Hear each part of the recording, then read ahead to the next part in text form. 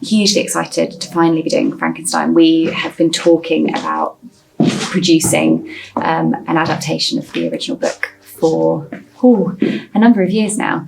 It's been a huge favourite of mine, and the idea of sort of bringing such a classic, particularly horror, gothic horror story to life is incredibly exciting. We have an amazing cast on board, and incredible music. Simon Stallard's writing the music for the show and is sort of drawing on the dark elements of folk music to kind of bring the story to life that way.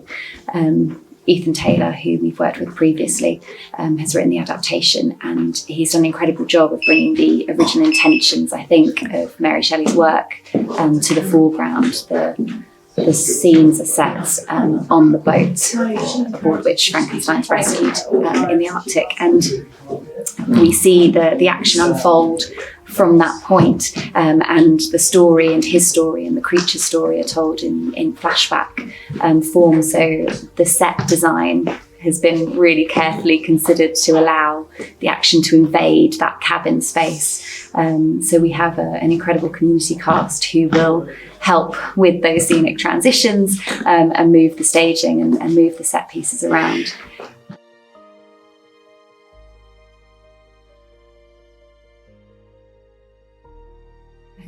So anyone that loves the original book, is a fan of that kind of gothic horror genre, will hopefully really love this adaptation and find a lot of the original writing and characters and the drive in the presentation that we're putting together. It's studied broadly by students as part of the curriculum, and again for those that are learning about those characters, actually seeing them up and on stage will hopefully kind of further their understanding of why they are like they are, and why they do what they do within the original text. So we're hopefully kind of creating a production that feels familiar to those that know the novel, but actually has that new element to it and has excitement within its presentation, within its staging and its structure.